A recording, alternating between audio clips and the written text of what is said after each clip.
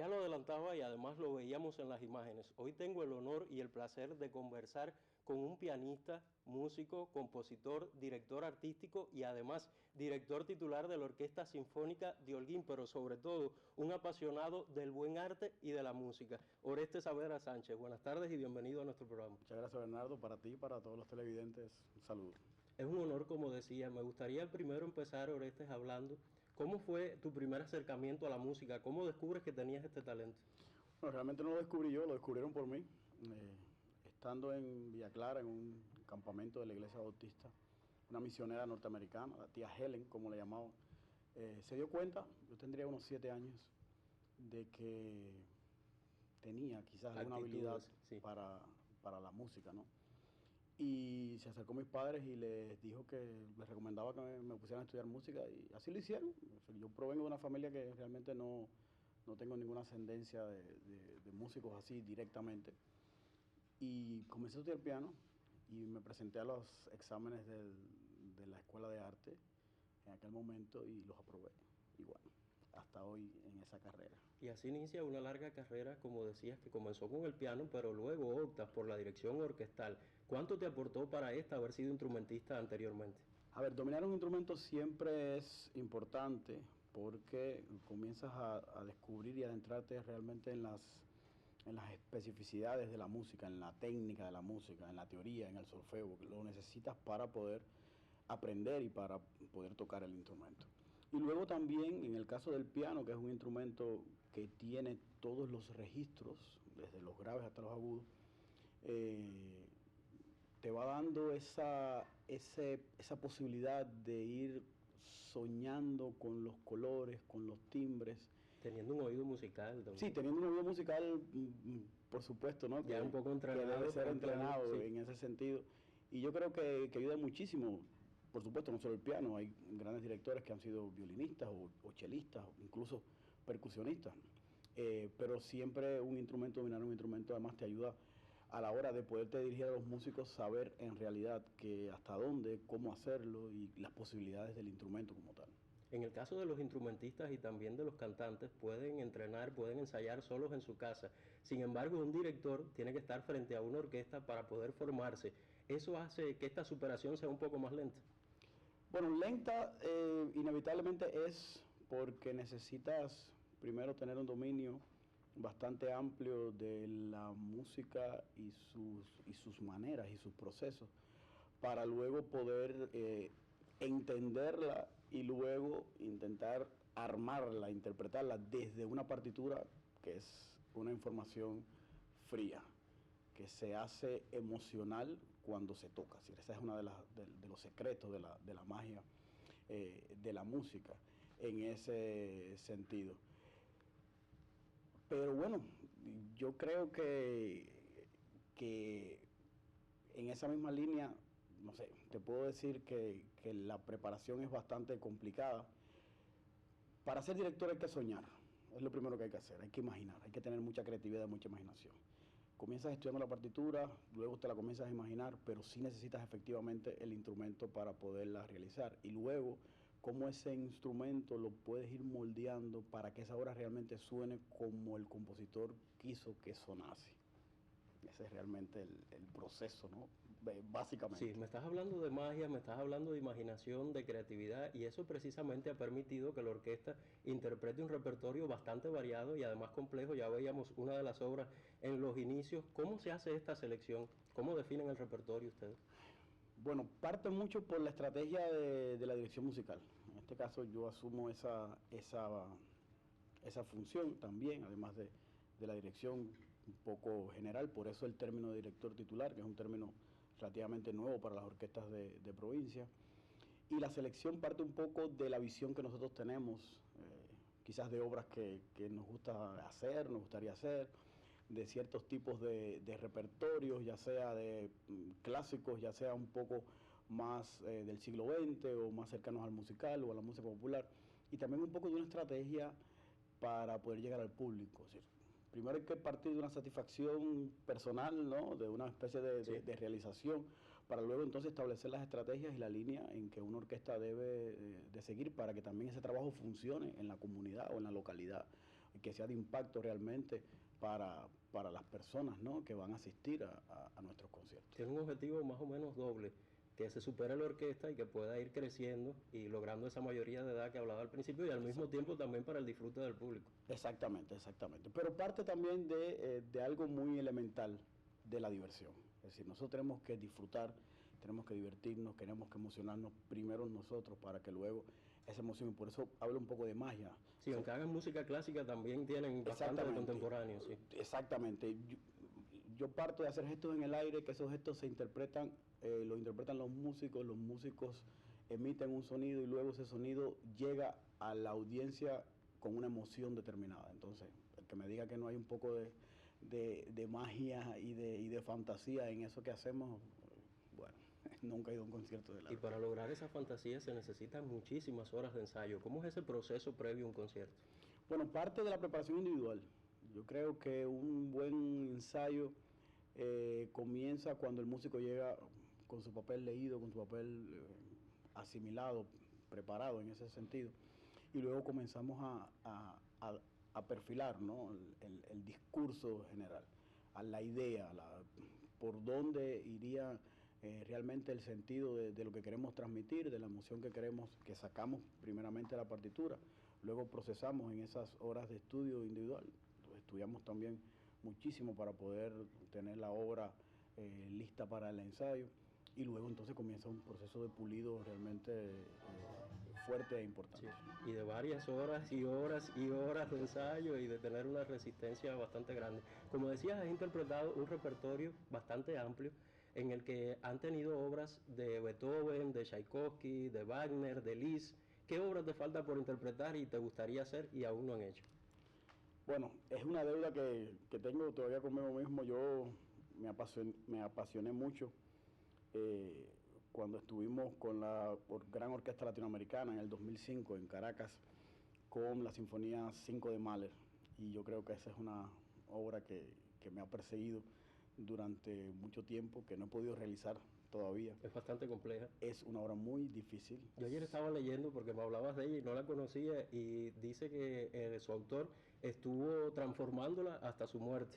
Le estuvo haciendo cambios. Sí, solamente de ella hemos podido hacer el cuarto movimiento, el adagietto, que es para cuerdas, que también es muy complejo. Cada vez que yo le digo a los muchachos lo que está, se me ocurre sí, tocar el adagietto, ellos como que tiemblan, sí. Me dicen, es que tú no descansas, tú no duermes, tú no tienes nada que hacer.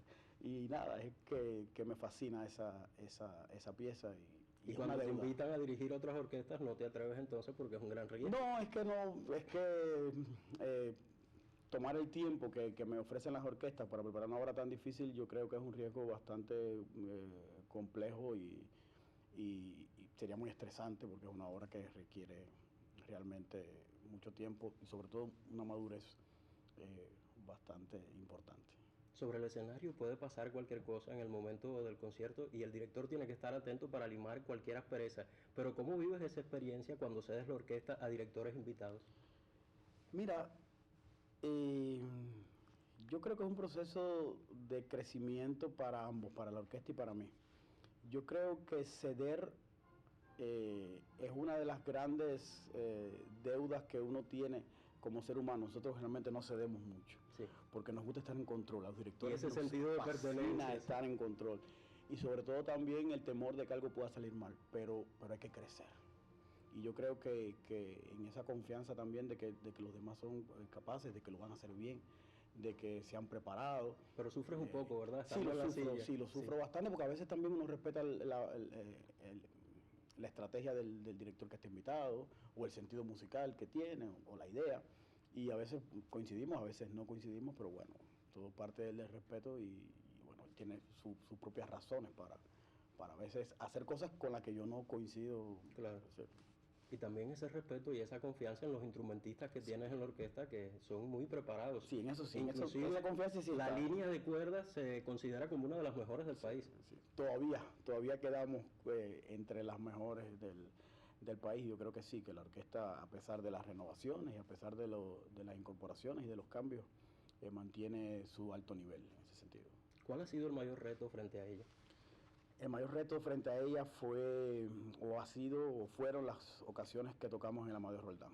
Amadeo Roldán es la meca Tristemente ya ese teatro no está, esperamos que pueda recuperarse en algún momento, pero es la meca del arte sinfónico.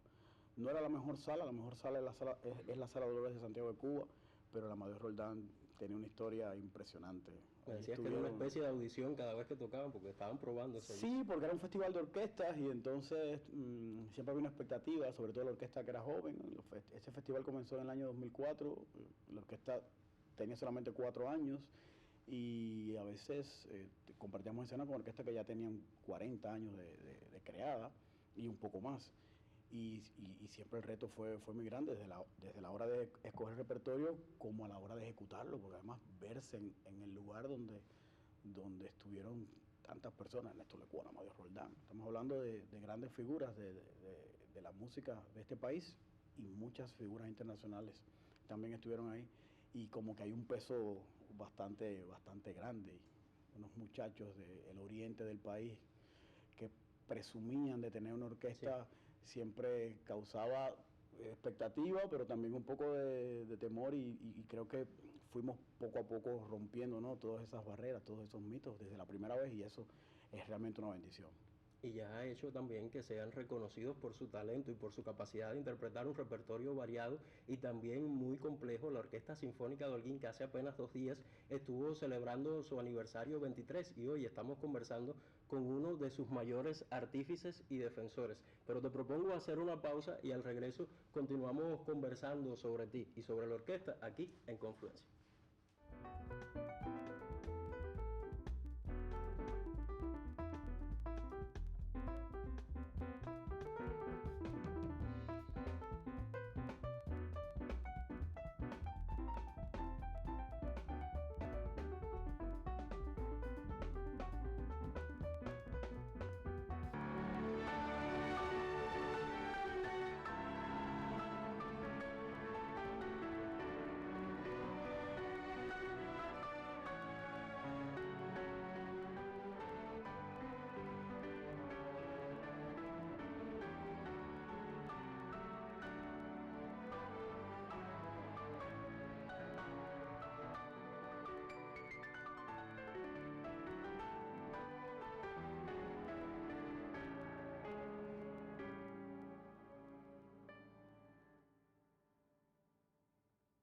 Continuamos conversando en Confluencia con Orestes Saavedra Sánchez, director titular de la Orquesta Sinfónica de Holguín.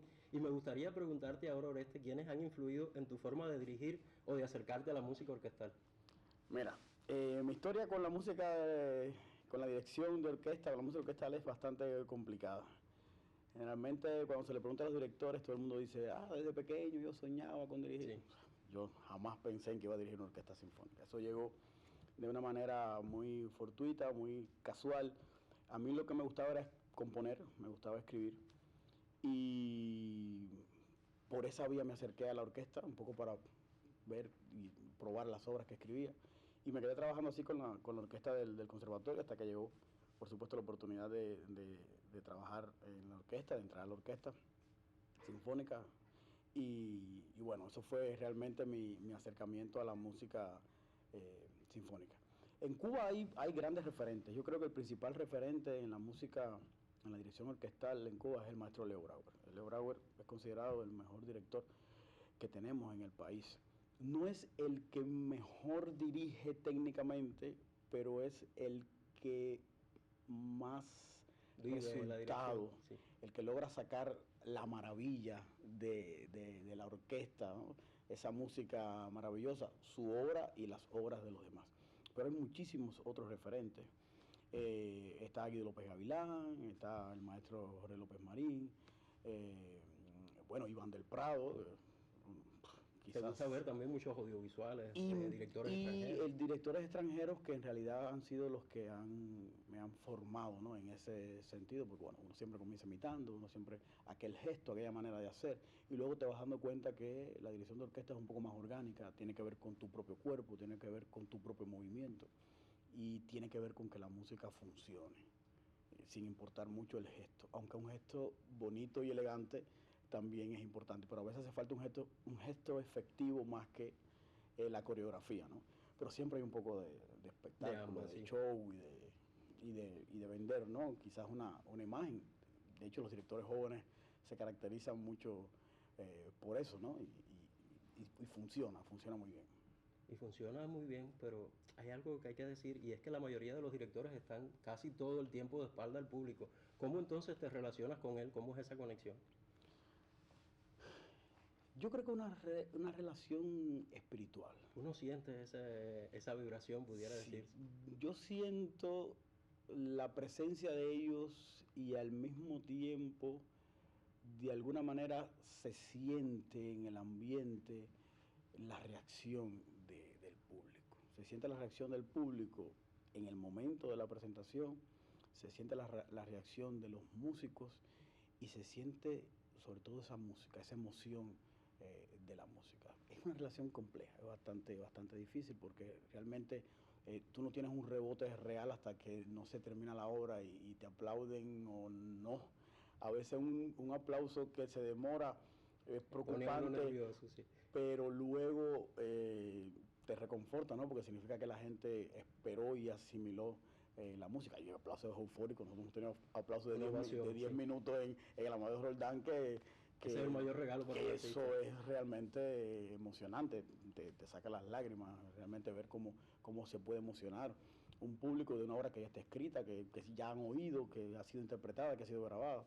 Y realmente al público nos debemos y del público dependemos en ese sentido un poco para seguir creando, seguir soñando. En el caso de la música popular es más fácil porque la gente como que se suma, se siente más. En el de la música clásica esperan hasta el final para aplaudir normalmente. Claro, lo que pasa con la música popular entonces es que el reto viene a ser... es muy conocida normalmente. Esa es una de las cosas, ¿no? Es conocida y tienes que tratar de buscar también alguna propuesta que sea atractiva para el público porque tiene ese peligro. Por ejemplo, hay autores y hay canciones a los que yo jamás les haría un arreglo porque creo que su música es perfecta.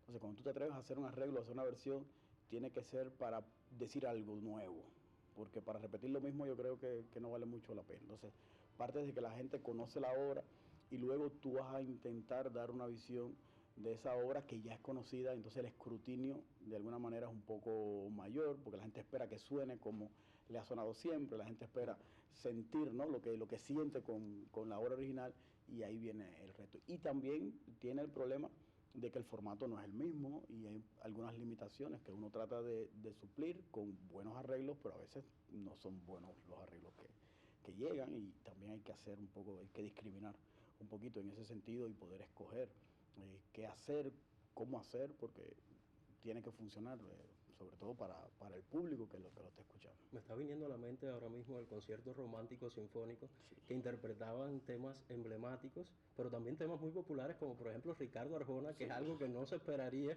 que cantara una orquesta sinfónica. Sí, es que también complacen al público. Sí, la temática del concierto era realmente esa, era un concierto para el Día de los Enamorados y nos dio por sorprender de alguna manera al público con ese repertorio, y también creo que hicimos Basta Ya con los mariachis, sí, y fue un momento muy gratificante. Es una forma de reinventarse y de estar creciendo siempre, y estamos viendo a solistas cantando con la orquesta sinfónica. ¿Qué cualidades o actitudes deben tener estos para poder acoplarse a ella?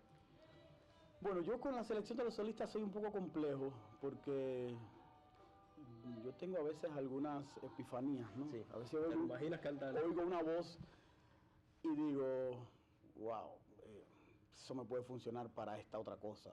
A veces uno toma riesgos en ese sentido, hasta ahora nos han salido bastante bien los riesgos. Me gusta también trabajar con voces jóvenes, dar quizás oportunidades y también un poco salir de los vicios y de algunas maneras de hacer ya de voces consagradas que uno respeta y que no puede quizás mover como uno quisiera. Por eso me gusta trabajar también con muchachos jóvenes, y también por la oportunidad, verle la cara a esos cantantes cuando por primera vez se enfrentan a la orquesta, que cualquiera puede pensar, pero bueno, cantar con una orquesta, exactamente, lo que hay detrás es un organismo vivo, ¿ya? Que puedes entrar en una relación con él de amor y odio, y hay que ver entonces cómo mantener ese equilibrio realmente. Hablábamos del antes, del durante, y ahora me gustaría hablar también sobre el después. ¿Cómo es el después de los conciertos para ti? Porque sé que eres bastante perfeccionista. El después de los conciertos es muy complejo. Analiza, reestructura, piensa lo que hiciste mal. Mira, yo lo hacía mucho al inicio, un poco como que comenzaba a revisar lugar por lugar, eh, página por página, sección por sección, pero yo no sé si ya es la vejez, la madurez, el cansancio. Nos vamos enfocando a otras cosas, nos vamos enfocando la emoción. No, también. Y nos vamos enfocando a pensar, a decir, bueno, cumplimos el objetivo, ok, quedaron algunas cosas pendientes, pero logramos montar la obra, logramos abordar nueva música, logramos que saliera, logramos avanzar en cuanto al nivel de lo que se estaba haciendo. Y yo creo que uno aprende también a conformarse un poco, ¿no? con su trabajo, porque no es fácil todo el tiempo estar exigiéndote, ¿no? Eso puede ser un poco tienes que disfrutar también. Agobiante, exactamente. Estamos viendo ahora mismo la última fiesta sinfónica que aconteció hace apenas un mes y me gustaría que me hablaras porque creo que tus conciertos se distinguen por tener esa concepción de espectáculo. ¿Esto tiene que ver con que eres director artístico?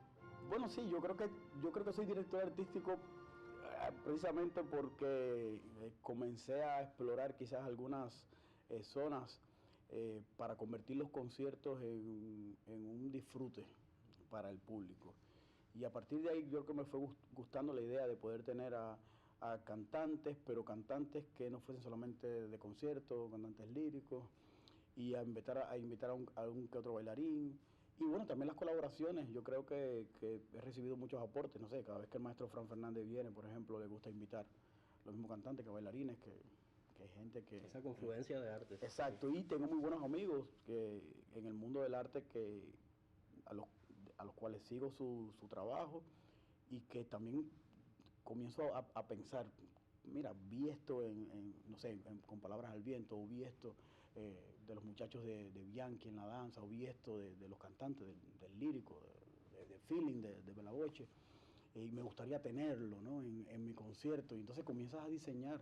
Y comencé desde los conciertos sinfónicos, de los conciertos clásicos, y luego nos fuimos expandiendo y dijimos, bueno, ¿por qué no podemos hacer ahora, por ejemplo, en fiesta sinfónica, un concierto, pero que sea como una especie de espectáculo? Y ahí comienzas a pensar y así. Y el público lo agradece. Hemos tenido circo, hemos tenido acrobacia, hemos tenido magia, sí. Hemos tenido de todo en los conciertos. Yo creo que para el público es una experiencia realmente fabulosa.